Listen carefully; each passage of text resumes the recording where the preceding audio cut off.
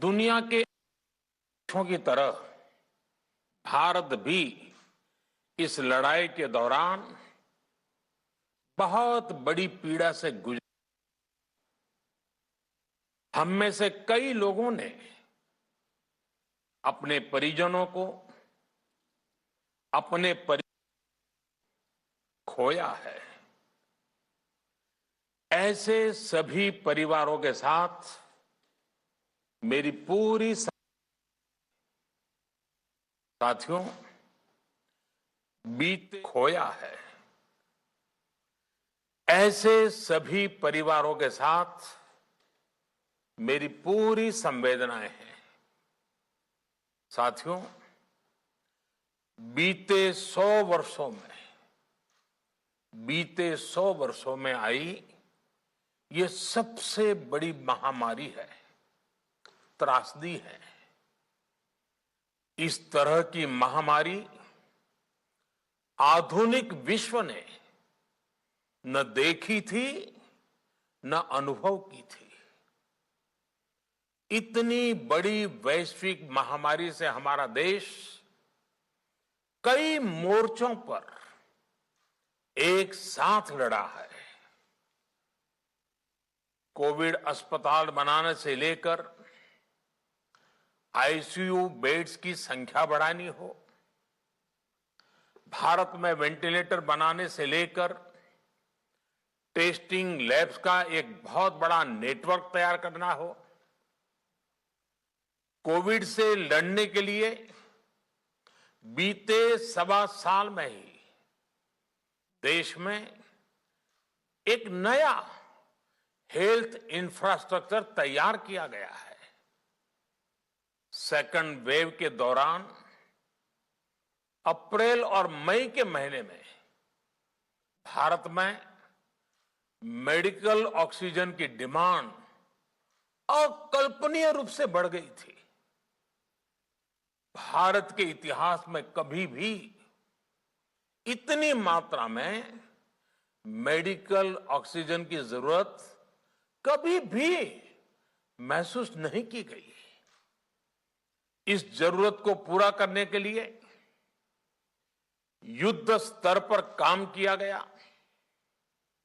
सरकार के सभी तंत्र लगे। ऑक्सीजन रेल चलाई गई, एयरफोर्स के विमानों को लगाया गया, नौसेना को लगाया गया। बहुत ही कम समय में लिक्विड मेडिकल ऑक्सीजन के प्रोडक्शन में 10 गुना से ज्यादा बढ़ाया गया। दुनिया के हर कोने से, जहां कहीं से भी जो कुछ भी उपलब्ध हो सकता था उसको प्राप्त करने का भरसक प्रयास किया गया, लाया गया। इसी तरह जरूरी दवाओं के प्रोडक्शन को कई गुना बढ़ाया गया। विदेशों में जहां भी दवाइयां उपलब्ध हो वहां से उन्हें लाने में कोई कोर कसर बाकी नहीं छोड़ी गई। साथियों, कोरोना जैसे अदृश्य और रूप बदलने वाले दुश्मन के खिलाफ लड़ाई में सबसे प्रभावी हथियार कोविड प्रोटोकॉल है। मास्क, 2 गज की दूरी और बाकी सारी सावधानियां उसका पालन ही है।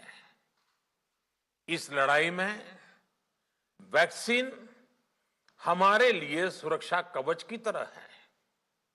आज पूरे विश्व में वैक्सीन के लिए जो मांग है उसकी तुलना में उत्पादन करने वाले देश और वैक्सीन बनाने वाली कंपनियां बहुत कम है, इन्हीं गिनी हैं। कल्पना करिए कि अभी हमारे पास भारत में बनी वैक्सीन नहीं होती तो आज भारत जैसे विशाल देश में क्या होता। आप पिछले 50-60 साल का इतिहास देखेंगे तो पता चलेगा कि भारत को विदेशों से वैक्सीन प्राप्त करने में दशकों लग जाते थे। विदेशों में वैक्सीन का काम पूरा हो जाता था, तब भी हमारे देश में वैक्सीनेशन का काम शुरू भी नहीं हो पाता था। पोलियो की वैक्सीन हो, स्मॉल पॉक्स, जहां गांव में हम उसको चेचक कहते हैं, चेचक की वैक्सीन हो, हेपेटाइटिस बी की वैक्सीन हो, इनके लिए देशवासियों ने दशकों तक इंतजार किया था। जब 2014 में देशवासियों ने हमें सेवा का अवसर दिया, तो भारत में वैक्सीनेशन का कवरेज 2014 में भारत में वैक्सीनेशन का कवरेज सिर्फ 60% के आसपास था, 60% के आसपास था। और हमारी दृष्टि में ये बहुत चिंता की बात थी।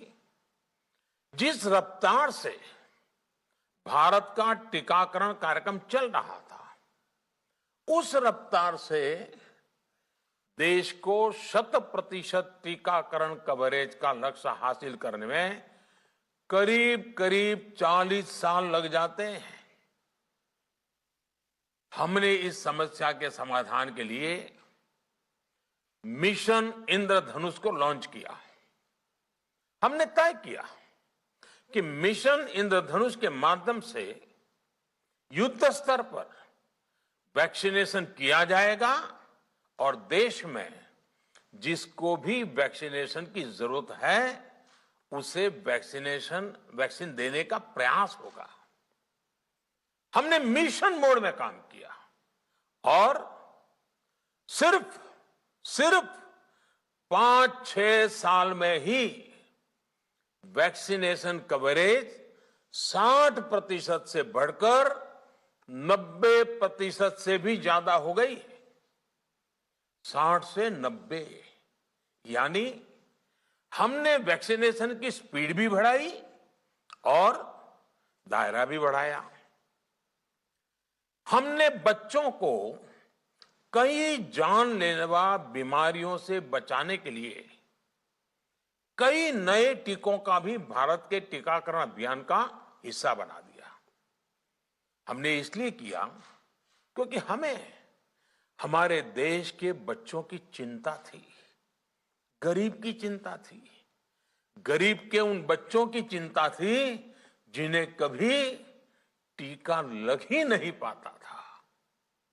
हम 100% टीकाकरण कवरेज की तरफ बढ़ रहे थे कि कोरोना वायरस ने हमें घेर लिया। देश ही नहीं, दुनिया के सामने फिर पुरानी आशंकाएं घिरने लगी कि अब भारत कैसे इतनी बड़ी आबादी को बचा पाएगा। लेकिन साथियों, जब नीयत साफ होती है, नीति स्पष्ट होती है, निरंतर परिश्रम होता है, तो नतीजे भी मिलते हैं। हर आशंका को दरकिनार करके भारत ने 1 साल के भीतर ही एक नहीं बल्कि 2 made in India vaccine launch कर दी। हमारे देश ने, देश के वैज्ञानिकों ने ये दिखा दिया कि भारत बड़े बड़े देशों से पीछे नहीं है। आज जब मैं आपसे बात कर रहा हूं तो देश में 23 करोड़ से ज्यादा वैक्सीन की डोज दी जा चुकी है। 23 करोड़। साथियों, हमारे यहां कहा जाता है, विश्वासेन सिद्धिः, विश्वासेन सिद्धिः, अर्थात हमारे प्रयासों में हमें सफलता तब मिलती है जब हमें स्वयं पर विश्वास होता है। हमें पूरा विश्वास था कि हमारे वैज्ञानिक बहुत ही कम समय में वैक्सीन बनाने में सफलता हासिल कर लेंगे। जो प्रयास और परिश्रम कर रहा है उससे आने वाले दिनों में वैक्सीन की सप्लाई और भी ज्यादा बढ़ने वाली है। आज देश में 7 कंपनियां विभिन्न प्रकार की वैक्सीन का प्रोडक्शन कर रही है। 3 और वैक्सीन का ट्रायल भी एडवांस स्टेज पे चल रहा है। वैक्सीन की उपलब्धता बढ़ाने के लिए दूसरे देशों की कंपनियों से भी वैक्सीन खरीदने की प्रक्रिया को तेज किया गया है। इधर हाल के दिनों में कुछ एक्सपर्ट्स द्वारा हमारे बच्चों को लेकर भी चिंता जताई गई है। इस दिशा में भी 2 वैक्सीन का ट्रायल तेजी से चल रहा है।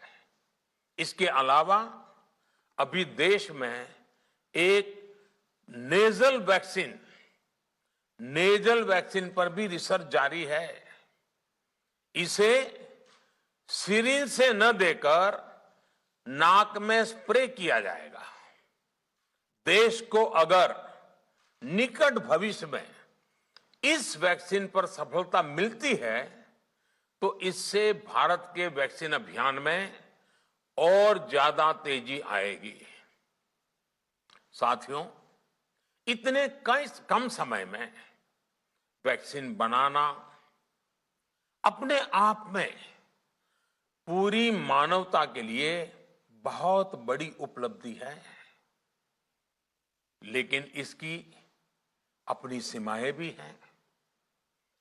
वैक्सीन बनने के बाद भी दुनिया के बहुत कम देशों में वैक्सीनेशन प्रारंभ हुआ और ज्यादातर समृद्ध देशों में ही शुरू हुआ।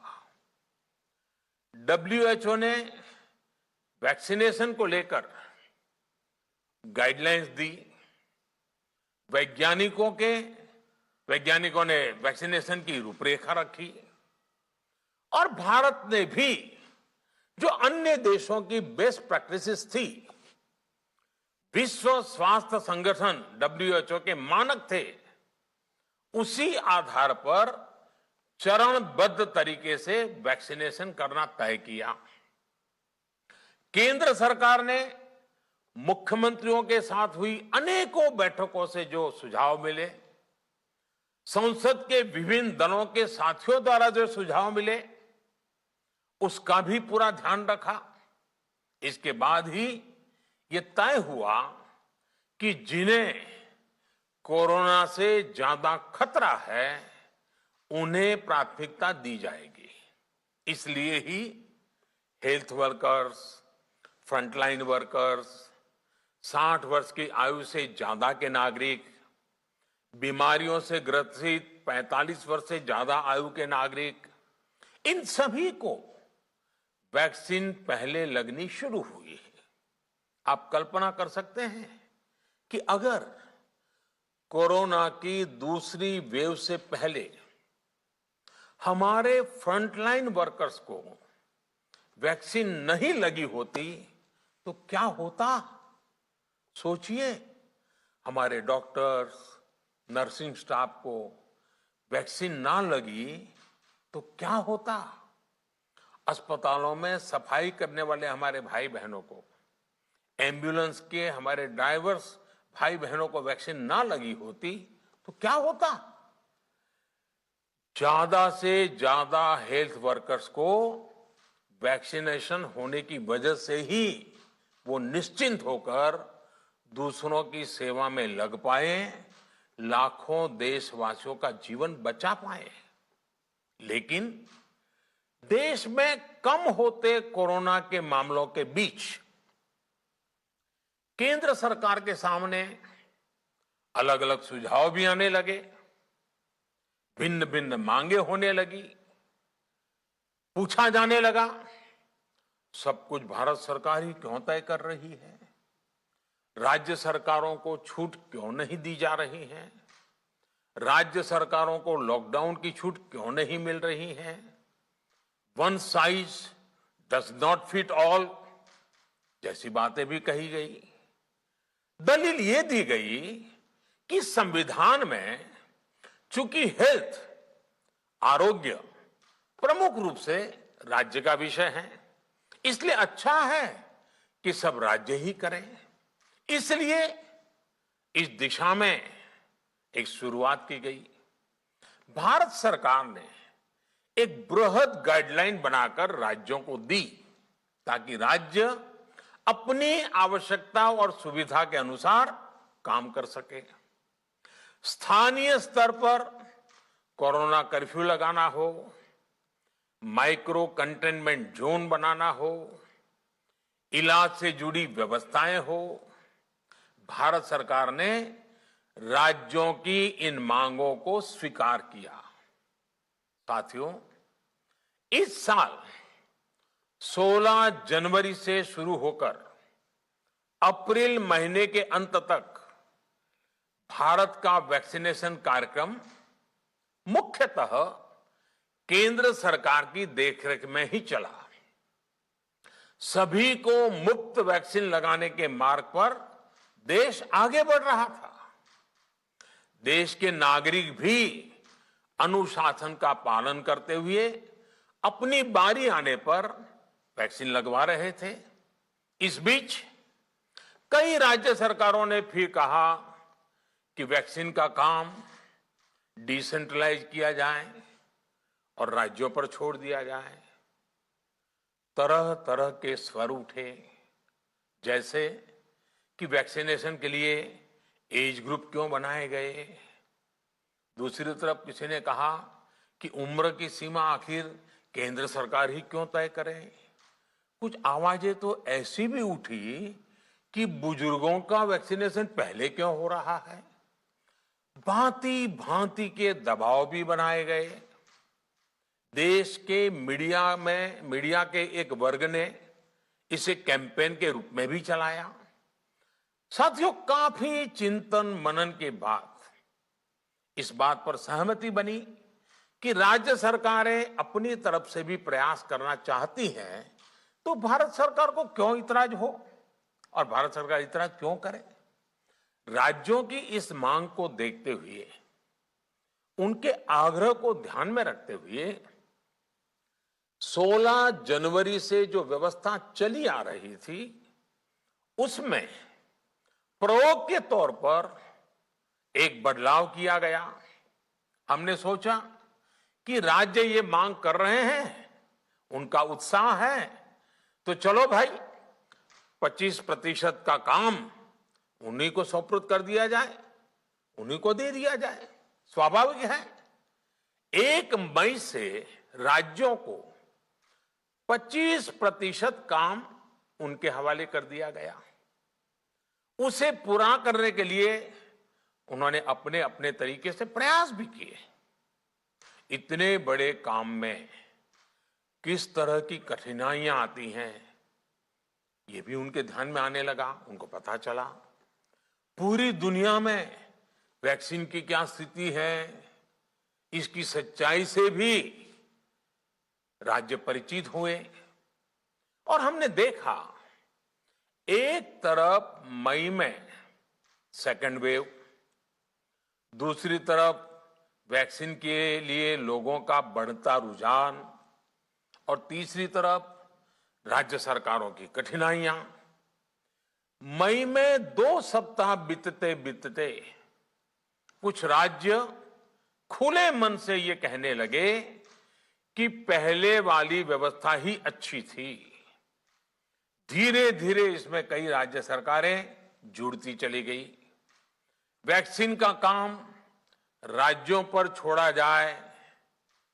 जो इसकी वकालत कर रहे थे, उनके विचार भी बदलने लगे।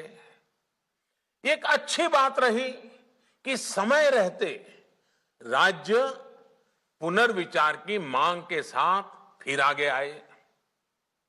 राज्यों की इस मांग पर हमने भी सोचा कि देशवासियों को तकलीफ ना हो, सुचारू रूप से उनका वैक्सीनेशन हो। इसके लिए 1 मई के पहले वाली, यानी 1 मई के पहले 16 जनवरी से अप्रैल अंत तक जो व्यवस्था थी, पहले वाली पुरानी व्यवस्था को फिर से लागू किया जाए। साथियों, आज ये निर्णय लिया गया है कि राज्यों के पास वैक्सीनेशन से जुड़ा जो 25% काम था, उसकी जिम्मेदारी भी भारत सरकार उठाएगी। ये व्यवस्था आने वाले 2 सप्ताह में लागू की जाएगी। इन 2 सप्ताह में केंद्र और राज्य सरकारें मिलकर नई गाइडलाइंस के अनुसार आवश्यक तैयारी कर लेगी। संयोग है कि 2 सप्ताह बाद 21 जून को ही अंतर्राष्ट्रीय योग दिवस भी है। 21 जून सोमवार से देश के हर राज्य में 18 वर्ष से ऊपर की उम्र के सभी नागरिकों के लिए भारत सरकार राज्यों को मुफ्त वैक्सीन मुहैया कराएगी। वैक्सीन निर्माताओं से कुल वैक्सीन उत्पादन का 75% हिस्सा भारत सरकार खुद ही खरीदकर राज्य सरकारों को मुफ्त देगी। यानी देश की किसी भी राज्य सरकार को वैक्सीन पर कुछ भी खर्च नहीं करना होगा। अब तक देश के करोड़ों लोगों को मुफ्त वैक्सीन मिली है। अब 18 वर्ष की आयु के लोग भी इसमें जुड़ जाएंगे।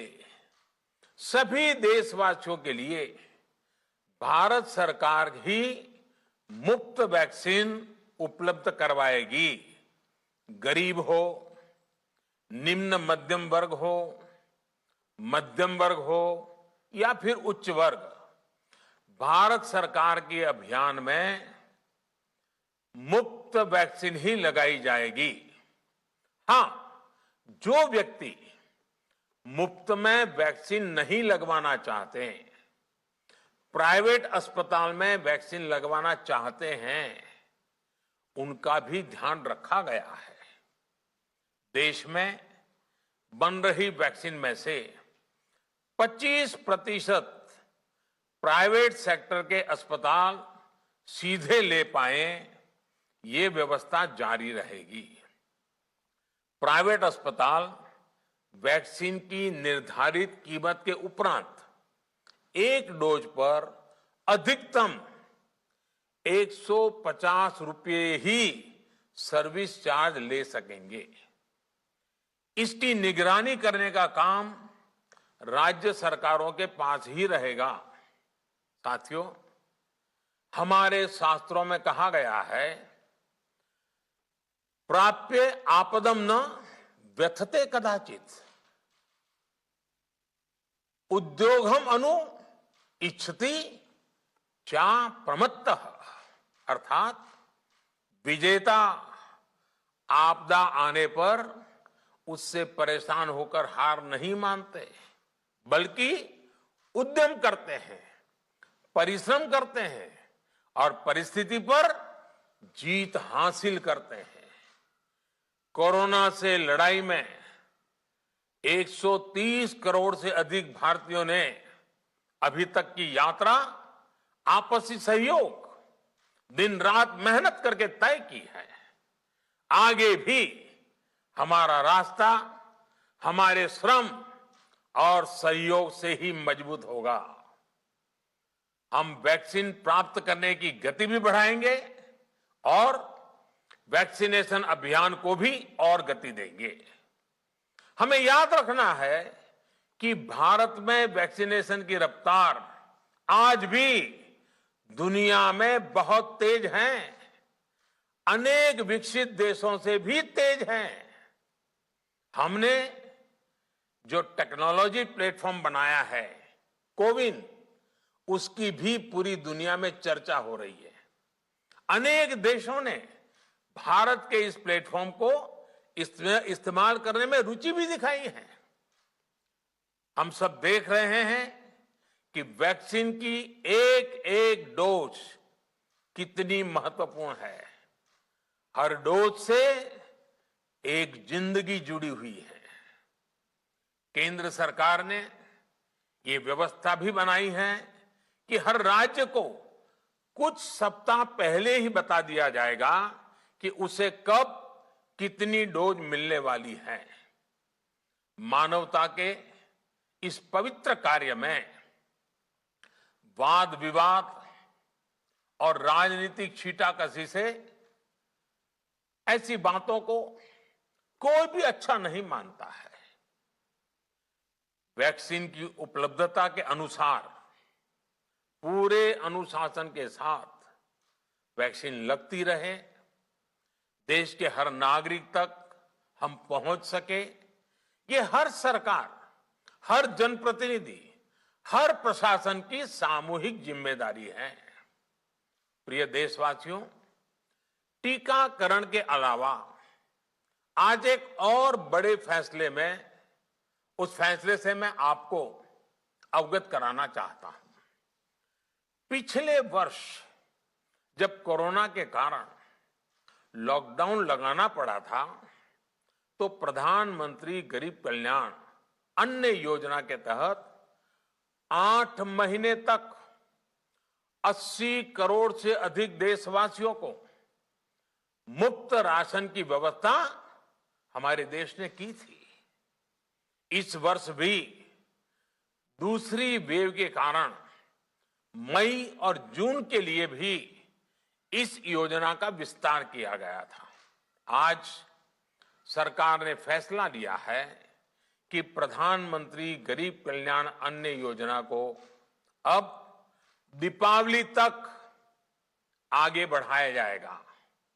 महामारी के इस समय में सरकार गरीब की हर जरूरत के साथ उसका साथी बनकर खड़ी है।